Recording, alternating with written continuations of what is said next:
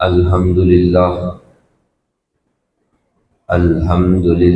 رب العالمین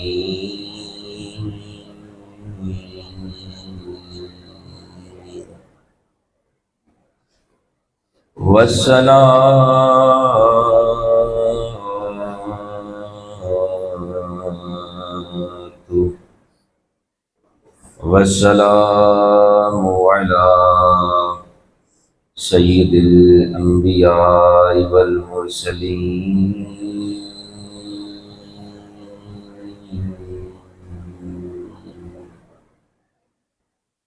اما بعد فاعوذ باللہ من الشیطان الرجیم بسم اللہ الرحمن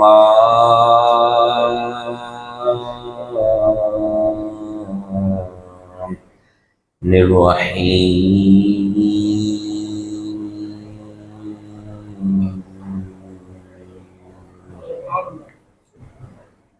ان اللہ وملائکتہ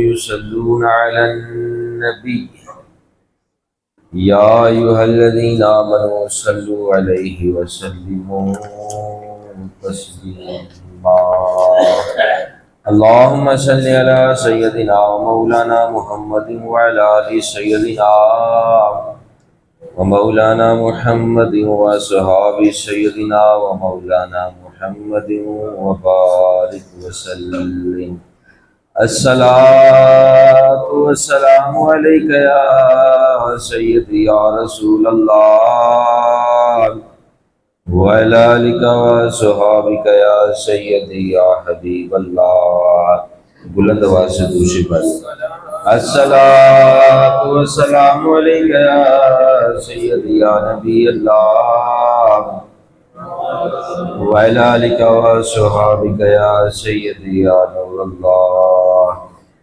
الصلاة والسلام علیک یا سیدی یا رحمت للعالمین وعلی آلک وصحابک یا سیدی یا خاتم النبیین۔ اللہ تبارک و تعالیٰ کی حمد و ثنا اور نبی رحمت حضور سیدنا رسول اللہ صلی اللہ علیہ وآلہ وسلم پر درود و سلام کے بعد میرے انتہائی واجب الاحترام پیارے بھائیوں، پیارے بزرگوں، پیارے بچوں، السلام علیکم ورحمۃ اللہ وبرکاتہ۔ حضور غوث اعظم شیخ عبد القادر جیلانی الحسنی والحسینی رضی اللہ تعالیٰ عنہ سے ہر ایمان والا محبت رکھتا ہے، اور جو آپ سے محبت نہیں رکھتا وہ دین اسلام سے بہت دور ہے۔ جس طرح حضور پاک صلی اللہ علیہ وآلہ وسلم تمام انبیاء علیہ السلام کے سردار ہیں، اسی طرح غوث اعظم رضی اللہ عنہ تمام ولیوں کے سردار ہیں۔ اگر کسی نے ولایت کا مرتبہ حاصل کرنا ہے، جب تک غوث پاک رضی اللہ عنہ سے مور نہیں لگے گی اس کو ولایت کا مرتبہ نہیں ملے گا۔ محبت کا دعویٰ کرنا اور ہے، عمل کرنا اور ہے۔ جتنے بھی مکتبہ فکر والے ہیں سارے غوث اعظم رضی اللہ عنہ سے عقیدت رکھتے ہیں، بلکہ غیر مقلدین تو انہیں اپنا پیر کہتے ہیں، جو پیروں کو نہیں مانتے وہ بھی انہیں اپنا پیر کہتے ہیں، اور دیوبندی حضرات ان سے نسبت کرتے ہوئے فخر محسوس کرتے ہیں اور اپنے نام کے ساتھ قادری بھی لکھتے ہیں۔ محبت کا دعویٰ کرنا اور ہے، عمل کرنا اور ہے۔ محبت کے لیے کہہ دیا میں غوث پاک سے محبت رکھتا ہوں، چاہے وہ جس سے بھی تعلق رکھے، لیکن انہوں نے جو عمل کیا کہ ہم وہ کرتے ہیں، جس طرح انہوں نے اپنی نورانی زندگی مبارک گزاری، یا ہم ان کے نقش قدم پر چلتے ہوئے اسی طرح زندگی گزارتے ہیں۔ 11ویں شریف کی باری آتی ہے تو شرک کے فتوے لگ جاتے ہیں، بدعت کے فتوے لگ جاتے ہیں، حالانکہ 11ویں شریف خود غوث پاک رضی اللہ عنہ نے ایجاد کی تھی۔ خود غوث پاک رضی اللہ عنہ نے سب سے پہلے 11ویں شریف منائی۔ لیکن جس دور میں ہم رہتے ہیں، جب کسی کو 11ویں شریف کا کہا جائے تو اس کا منہ دیکھنے والا ہوتا کیا 11ویں شریف کیا ہوتا؟ تلاوت قرآن مجید ہوتی ہے، اور حدیث پڑھ کر دیکھ لیں، حضور پاک صلی اللہ علیہ وآلہ وسلم کا فرمان ہے کہ جس جگہ قرآن مجید کی تلاوت ہوتی ہے وہاں پر اللہ کی رحمتوں کا نزول ہوتا ہے، وہاں پر تو ملائکہ آ جاتے ہیں، شیطان بھاگ جاتے ہیں۔ تو پھر یہ اچھا عمل ہے کہ برا عمل ہے؟ تلاوت ہوتی ہے، پھر نعت مصطفیٰ علیہ الصلوۃ والسلام ہوتی، اور جو نعت پڑھتا ہے وہ آقا علیہ الصلوۃ والسلام کو بڑا پیارا لگتا ہے۔ لیکن نعت ہو آج کل کی طرح نہیں۔ اور پھر اس کے بعد کیا ہوتا ہے کہ ایک خطیب کو بلایا جاتا ہے، اور وہ آ کر جو ہے غوث پاک رضی اللہ عنہ کی شان بیان کرتا ہے۔ اس سے یہ 11ویں شریف ہے۔ بعد میں لنگر شریف تیار ہوتا ہے، اس کو جو ہے دعا کر کے تقسیم کر دیتے ہیں، غریب بھی آتے ہیں، مسکین بھی آتے ہیں، یتیم بھی آتے ہیں، امیر بھی آتے ہیں، سارے ہی ان کا فیض کھا رہے ہیں۔ مسکینوں کو بھی حصہ مل رہا ہے، یتیموں کو بھی حصہ مل رہا ہے۔ دیکھیں تلاوت قرآن مجید ہوئی، نعت پڑھی گئی، خطاب ہوا، شان بیان ہوئی، دعا ہوئی، پھر اس کے بعد لنگر شریف تقسیم کیا گیا۔ سارا کرنے کے بعد بتائیں اللہ نے اس لنگر میں کتنی برکت رکھی ہوگی۔ بزرگوں کے جو نیاز ہوتی ہے نا، یہ بڑی برکت والی ہوتی ہے، اور جس کو مل جائے وہ قسمت والا ہو جاتا ہے۔ ہمارے قبلہ بابا جی سرکار رحمہ فرماتے تھے، ایک جگہ غوث پاک رضی اللہ عنہ کا لنگر شریف تقسیم کیا جا رہا تھا، تو فرماتے میں نے دیکھا کہ امیر سے امیر بندہ بھی لین میں لگ کر لنگر شریف لے رہا، جس کے بعد کروڑ روپے کی گاڑی ہے اس کو کیا ضرورت ہے؟ تو کروڑ روپے کی گاڑی میں بیٹھتا ہے، کم سے کم 3 کروڑ روپے کی کوٹھی میں تو بھی رہتا ہوگا نا، اس کو کیا ضرورت ہے کہ لائن میں لنگ کر جو ہے وہ لنگر شریف لے؟ نہیں، ان کو پتہ ہے یہ جو لنگر شریف ہے یہ بڑی قسمت والا ہے، یہ جس جگہ سے گزرتا ہے وہاں پر رحمتوں کا نزول ہو جاتا ہے، اندر کے زنگ یہ ختم کر دیتا ہے، اندر کی بیماریاں یہ ختم کر دیتا ہے، اور یہ ایسا لنگر شریف ہے جو دل کو روشن کر دیتا ہے، سینے کو روشن کر دیتا ہے۔ تو 11ویں شریف کیا ہے؟ لوگ فتوے لگاتے ہیں، ہے کیا؟ علامہ یافی قادری رحمہ نے قرۃ الناظرہ و خلاصۃ المفاخر کے صفحہ نمبر 11 پر لکھا ہے کہ 11ویں کی اصل یہ ہے کہ حضور غوث اعظم رضی اللہ تعالیٰ عنہ حضور پاک صلی اللہ علیہ وآلہ وسلم کی جناب میں نذرانہ عقیدت پیش کرنے کے لیے ہر سال 11 ربیع الاخر کو نبی علیہ الصلوۃ والسلام کا ختم شریف دلایا کرتے تھے، ہر سال۔ پھر کیا ہوا؟ وہ نیاز اتنی مقبول ہو گئی کہ پہلے آپ ہر سال ختم شریف دلایا کرتے تھے، پھر ہر ماہ کی 11 تاریخ کو ختم شریف دلانے لگے۔ آخر رفتہ رفتہ وہی نیاز خود غوث پاک رضی اللہ عنہ کی 11ویں شریف مشہور ہو گئی۔ ہر سال آقا علیہ الصلوۃ والسلام کی محفل پاک سجاتے، جو مقبول ہو گئی، پھر ہر مہینے 11ویں شریف کو محفل پاک ہوتی، اور پھر جب آپ اس دنیا سے تشریف لے گئے اس وقت سے لے کر آج تک اور قیامت تک 11ویں شریف کا سلسلہ جاری رہے گا۔ لوگ سوال کرتے کہتے ہیں کیا صحابہ نے 11ویں شریف منائی ہے؟ اس بے علم کو پتہ ہی نہیں ہے کہ غوث پاک رضی اللہ عنہ کے دور میں تو صحابہ ہے ہی نہیں تھے، تو پھر یہ تو سوال کرنا جاہلانہ سوال ہے۔ یہ تو وہی کر سکتا ہے جس کے پاس علم نہیں ہے کہ صحابہ نے 11ویں شریف منائی ہے۔ اور پہلے یہ تو دیکھو صحابہ غوث پاک کے دور میں ہے تھے کہ نہیں ہے؟ کیسے تم سوال کر رہے ہو بے علمی والے؟ سوال کرنے سے پہلے بھی سوچنا چاہیے میں جو سوال کر رہا ہوں یہ سوال ٹھیک ہے کہ نہیں ٹھیک۔ اور وجید الصراط کے صفحہ نمبر 183 میں آتا ہے کہ حضور غوث اعظم رضی اللہ تعالیٰ عنہ جس ذوق و شوق سے سرکار کائنات علیہ الصلوۃ والسلام کا عرش مقدس ہر ماہ کی 11 تاریخ کو منعقد فرماتے، اللہ تبارک و تعالیٰ نے اسے ایسا قبول فرمایا کہ آپ کے وصال کے بعد خود آپ کی فاتحہ شریف کے لیے بھی 11ویں شریف مشہور ہو گئی ہے۔ ہر ایمان والا 11ویں شریف کا ختم دلاتا ہے اور خوشی محسوس کرتا ہے، فخر محسوس کرتا ہے کہ ہم غوث پاک رضی اللہ عنہ کا ذکر کر رہے ہیں، اللہ ہم پر رحمتوں کا نزول فرما رہا ہے۔ کیوں؟ یہ میں نہیں کہہ رہا، یہ حضور پاک صلی اللہ علیہ وآلہ وسلم کا فرمان ہے۔ آقا پاک علیہ الصلوۃ والسلام فرماتے ہیں جس جگہ نیک بندوں کا ذکر کیا جاتا ہے وہاں پر اللہ کی رحمتوں کا نزول ہوتا ہے۔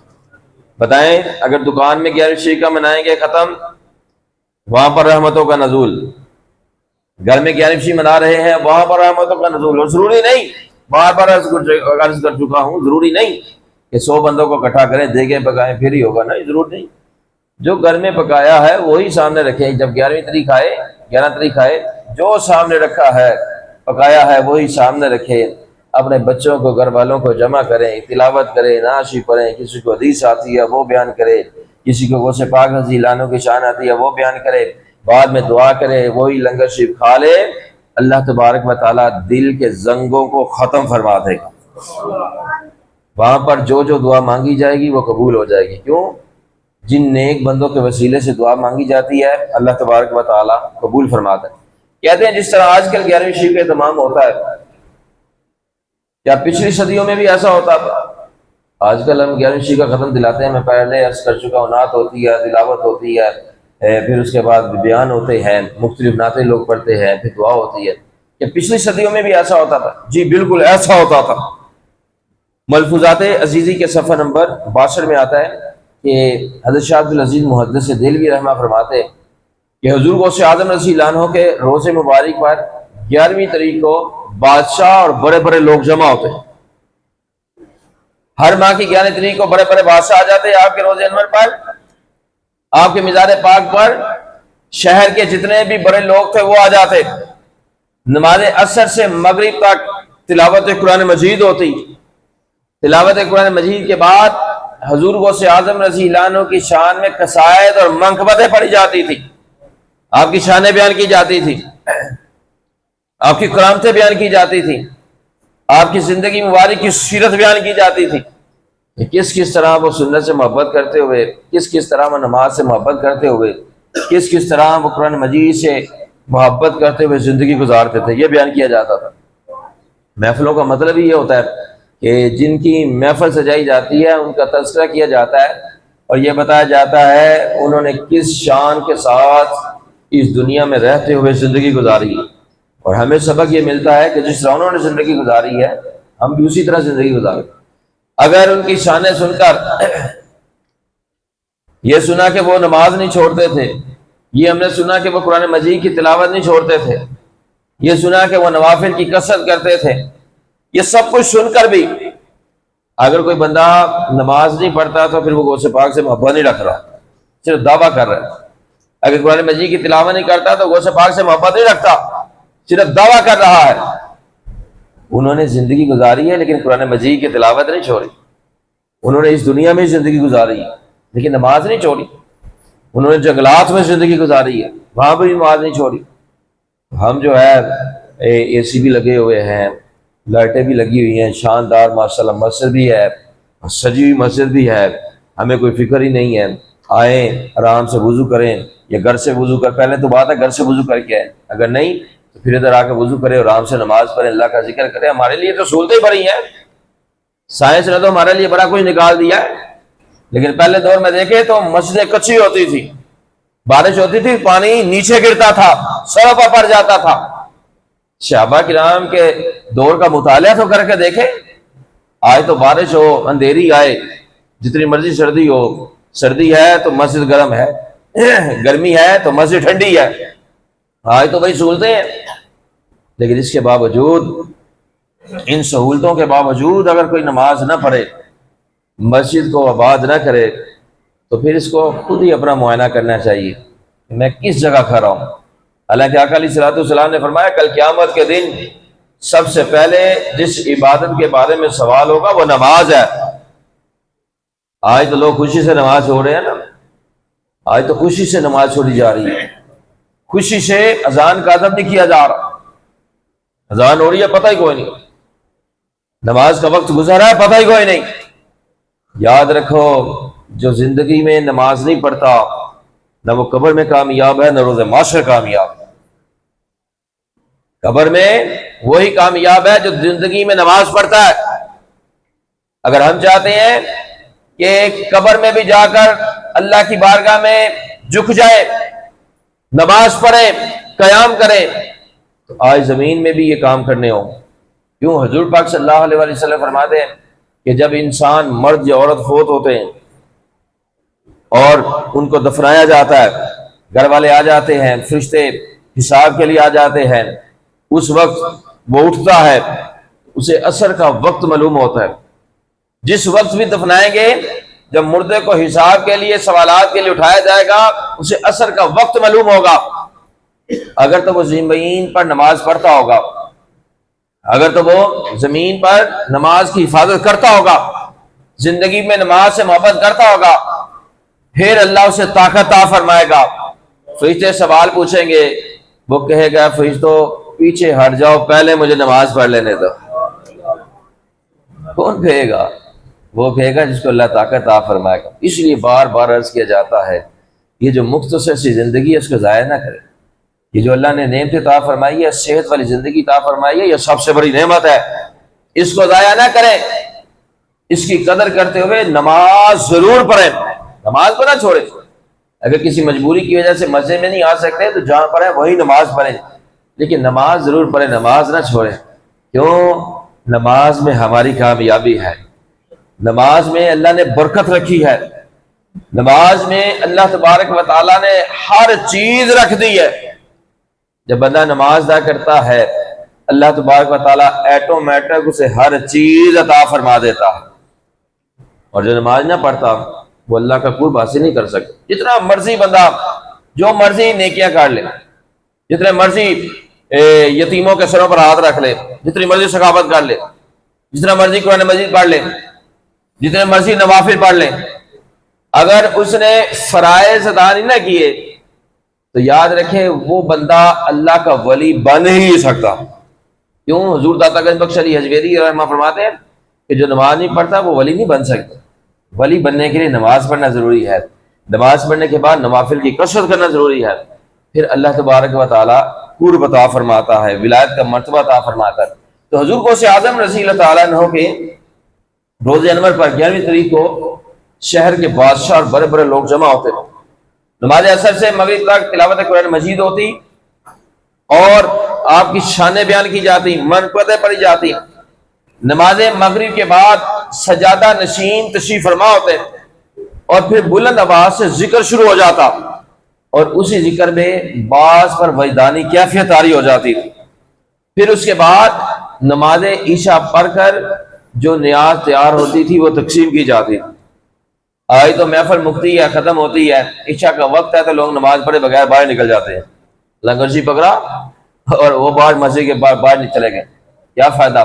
محفل میں بیٹھنے کا کوئی فائدہ نہیں۔ اگر نماز نہ پڑھی، محفل ختم ہونے کے بعد نماز نہیں پڑھی تو کوئی فائدہ نہیں محفل میں بیٹھنے کا۔ ساری رات نعتیں پڑھتے رہو، ساری رات محفل میں بیٹھے رہو، لنگر سی ملے لے کر گھر چلے جاؤ، سو جاؤ، فجر کی نماز نہ پڑھی، ساری رات محفل میں بیٹھنے کا کوئی فائدہ نہیں۔ کیوں؟ اس لیے کہ ہمارے آقا پاک علیہ الصلوۃ والسلام نماز سے محبت فرماتے تھے۔ اگر ان کی محفل میں بیٹھ کر نماز نہیں پڑھنی تو بتائیں پھر انہوں نے ہم سے کیسے محبت کرنی؟ خود ہی سوچے، اپنے دل سے سوچے۔ انہوں نے تو فرمایا کہ نماز میری آنکھوں کی ٹھنڈک ہے، شانیں ان کی سنی، ان کے فرمان سنے۔ اس میں امام صاحب نے یہ بھی بتایا کہ آقا پاک علیہ الصلوۃ والسلام نے فرمایا نماز میری آنکھوں کی ٹھنڈک ہے۔ محفل ختم ہوئی اور جا کر سو گئے، فجر کا پتہ ہی کوئی نہیں ہے، زہر کا پتہ کوئی نہیں، عصر کا پتہ کوئی نہیں، مغرب عشاء کا پتہ کوئی نہیں ہے، تو یہ بندہ حقیقت میں آقا علیہ الصلوۃ والسلام سے محبت نہیں کرتا۔ اگر چاہتے ہیں کہ ہم آقا علیہ الصلوۃ والسلام سے محبت کریں آقا علیہ الصلوۃ والسلام ہم سے محبت کریں تو پھر ان کے فرمان پر عمل کرنا یہ ضروری ہے۔ انہوں نے نماز سے محبت کی ہے، حضور پاک صلی اللہ علیہ وآلہ وسلم نے نماز سے محبت فرمائی، صحابہ نے نماز سے محبت فرمائی، اہل بیت نے نماز سے محبت فرمائی، اولیاء اللہ نے نماز سے محبت فرمائی، محدثین نے نماز سے محبت فرمائی، مفسرین نے نماز سے محبت فرمائی، علماء نماز سے محبت کرتے ہیں۔ کوئی ایک بتا دے نا کہ فلاں صحابی نے نماز نہ پڑھی ہو فلاں وقت کی، بتا دے۔ اہل بیت میں سے کوئی ثابت کر دے کہ فلاں نے نماز نہیں پڑھی، اولیاء میں سے کوئی ثابت کر دے کہ فلاں ولی نے نماز نہیں پڑھی۔ کوئی بھی بندہ قیامت تک یہ ثابت نہیں کر سکتا۔ امام حسین رضی اللہ تعالیٰ عنہ تو نماز پڑھنے کی دور کی بات ہے، آپ جب وضو فرماتے تھے تو آپ کے چہرے کا رنگ زرد پڑ جاتا تھا۔ امام حسین رضی اللہ عنہ جو نماز رسول ہے، وہ وضو فرماتے ہیں، خوف خدا کتنا ہے، نماز کے لیے وضو فرما رہے ہیں، چہرے کا رنگ زرد پڑ گیا۔ گھر والے پوچھتے آپ کو وضو کے وقت کیا ہو جاتا ہے؟ فرماتے تم جانتے ہو اس کے بعد میں کس کی بارگاہ میں کھڑا ہونے والا۔ وہ تو وضو کرتے تھے تو رنگ زرد پڑ جاتا تھا، ہمیں نماز کی فکر ہی کوئی نہیں۔ ٹھیک ہے لنگ دیے تو لنگ ہی جائے، کوئی گل نہیں، دیکھ لیں گے، کل پڑھ لیں گے، کل نہیں پڑھ لیں گا، کل آنی نہیں ہے، پھر کیا کریں گے؟ پھر اللہ کی بارگاہ میں کیا جواب دیں گے؟ رب پوچھے گا اے میرے بندے تم پر نماز فرض فرمائی تھی، بتاؤ تم نے نماز کیوں نہیں پڑھی؟ آج ہم جس کے پاس کام کرتے ہیں، کاروبار، جس کے پاس ڈیوٹی کرتے ہیں، دفتر میں جاتے ہیں، نوکری پر جاتے ہیں، وہ ہمیں کام کہہ دے کہ فلاں تم نے کام کر کے آنا ہے، اور وہ بندہ فلاں کام ملازم نہ کر کے آئے، اگلے دن اسے ڈر پڑ جاتا ہے کہ یار میرے مالک نے تو کہا تھا کہ کل یہ کام کر کے آنا، میں نے تو کیے نہیں، ڈر پڑ جاتا ہے۔ جب دنیا دار بندے کا اتنا ڈر ہے کہ اس کا کام نہیں کیا، دل میں ڈر پیدا ہو گیا، تو بتائیں جس رب نے ہم پر نماز فرض فرمائی ہے، جب وہ پوچھے گا میرے بندے میں نے زندگی میں 5 نمازیں تم پر فرض فرمائی تھی، تم نے کیوں نہیں پڑھی؟ بتائیں اس وقت کون سا منہ اٹھائے گا بندہ؟ سوچنا چاہیے، غور کرنا چاہیے، کون سے منہ سے جواب دیں گے، کون سی زبان اس وقت ہلائیں گے، کیا اس وقت ماحول ہوگا، کیا منظر ہوگا جب اللہ رب العزت پوچھ رہا ہوگا میرے بندے نمازیں تمہیں فرض فرمائی تھی تو نے نماز کیوں نہیں پڑھی؟ بتائیں کیا اس وقت ہوگا؟ اس وقت سے پہلے آج اللہ نے زندگی دی، آج نمازیں پڑھنے کی ضرورت ہے، آج نمازیں پڑھیں گے، کل رب کائنات کی بارگاہ میں شرمندگی نہیں اٹھانی پڑے گی۔ اگر آج نمازیں نہ پڑھی، قبر میں بھی شرمندگی ہے، روز محشر بھی شرمندگی ہے۔ کیوں؟ رب ذوالجلال نے فرمانا بندے میں نے تو 50 نمازیں فرض فرمائی تھی، میں نے تو 50 فرمائی تھی، 5 ہو گئی لیکن تو نے 5 بھی نہ پڑھی، اور جس نے 5 پڑھ لی رب کائنات نے فرمایا محبوب علیہ الصلوۃ والسلام یہ آپ کا امتی نمازیں 5 پڑھ رہا ہے لیکن ثواب میں 50 نمازوں کا عطا فرما رہا۔ جو پڑھ رہے ہیں انہیں ثواب 50 نمازوں کا مل رہا ہے، جو نہیں پڑھ رہے انہیں حساب 50 نمازوں کا دینا پڑے گا۔ کیوں؟ نمازیں تو فرض 50 ہوئی تھی، حساب دے گا نا جا کر، پھر پتہ چلے گا۔ آج وقت ہے، آج پڑھ لیں نمازیں۔ جو ہمارے دوست جن سے دوستی رکھتے ہیں وہ نماز نہیں پڑھتے تو ان سے پیچھے ہٹ جائیں، ان سے کہیں پیارے بھائی نماز پڑھو، ذکر و اذکار کرو، نیکی کی طرف آ جاؤ۔ اگر وہ نیکی کی طرف نہیں ہے، نماز نہیں پڑھتا، تو اس سے پیچھے ہٹ جائیں، پہلے اچھی طرح حکمت سے اس کی تبلیغ کریں، لیکن اگر وہ باز نہیں آ رہا، اگر وہ برائی کی طرف جاتا جا رہا ہے تو پھر اس سے دوستی نہ لگائیں۔ کیوں؟ دوستی تقوی والے سے لگانا چاہیے، جو نمازی ہے اس سے دوستی لگائیں، جو قرآن مجید سے محبت رکھتا ہے اس سے دوستی لگائیں۔ کیوں؟ کل قیامت کے دن نیک لوگ جو ہیں، تقوی والے جو ہیں، پرہیزگار جو ہیں، وہ کام آئیں گے۔ کل قیامت کے دن نہ بیوی نے کام آنا ہے، نہ بچوں نے کام آنا ہے، نہ ماں باپ نے کام آنا ہے، نہ کسی اور نے رشتہ دار نے کام آنا ہے، نہ ہمسائے نے کام آنا ہے۔ قیامت کے دن اگر کام آنا ہے تو تقوی والے نے کام آنا ہے۔ اگر ابائی تقوی والے ہیں تو بڑی اعلیٰ بات ہے، اگر بھائی تقوی والا ہے تو بڑی شانوں والی بات ہے، دوست تقوی والے ہیں تو خوش نصیبی ہے، بچے تقوی والے ہیں تو دونوں جہانوں میں کامیابی ہے۔ اگر تقوی نہیں ہے تو پھر سوچنا چاہیے کہ ہم نے ان کے اندر تقوی کیسے پیدا کرنا ہے۔ اگر تقوی پیدا نہیں کر سکتے جس دوست کے اندر، اگر وہ برائی کی طرف جا رہا ہے تو اسے پیچھے ہٹ جائیں. یہ نہ ہو کہ وہ برائی کی طرف جا رہا ہے، بندہ اس کے پیچھے چلتے چلتے خود برائی کی طرف چلا جائے. دونوں جہانوں میں جو ہے وہ ناکامی ہو جائے گی. تو غوث پاک رضی اللہ تعالی عنہ کی محفل پاک میں شان بیان ہوتی تھی، پھر اس کے بعد دعا ہوتی تھی، پھر لنگر شریف تقسیم کیا جاتا تھا. حقیقت میں یہی 11ویں شریف ہے، اور 11ویں شریف میں جو بھی حصہ ملاتا ہے اللہ ان پر رحمتوں کا نزول فرماتا ہے. 11ویں شریف ایک مستحب اور نیک عمل ہے. یہ کوئی نہیں کہہ سکتا کہ فلاں بندہ 11ویں شریف نہیں مناتا تو وہ کافر ہو گیا، کوئی نہیں کہہ سکتا. جو 11ویں شریف نہیں مناتا وہ کافر نہیں ہوتا، مسلمان ہی رہتا ہے. یہ بات یاد رکھیں، جو 11ویں شریف نہیں مناتا اس پہ آپ شرک کا فتویٰ نہیں لگا سکتے، اس کو کافر نہیں کہہ سکتے. محبت نہیں ہے تو نہیں مناتا. ہر بندے نے اپنا جواب دے ہونا ہے. ہر بندے نے قبر میں اپنے اعمال کا اپنے مال کا جواب دینا ہے. جو نہیں مناتا اس سے نہیں محبت ہوگی، اور جس کو اللہ کے ولیوں سے محبت نہیں ہوتی وہ کامیاب نہیں ہو سکتا. تو 11ویں شریف ایک مستحب اور نیک عمل ہے. یہ موجودہ دور کی ایجاد نہیں ہے. یہ کوئی مت سمجھے کوئی 10-20 سال کی ایجاد ہے، نہیں. یہ غوث پاک رضی اللہ عنہ کے بعد بزرگان دین کا طریقہ ہے. غوث پاک رضی اللہ عنہ نے شروع کیا، اس وقت سے جتنے بھی ولی آتے رہے، جتنے بھی محدثین آتے رہے، جتنے بھی علماء آتے رہے، اور قیامت تک جتنے آئیں گے سارے 11ویں شریف منائیں گے. کیوں؟ یہ غوث پاک رضی اللہ عنہ کے بعد بزرگان دین کا طریقہ ہے.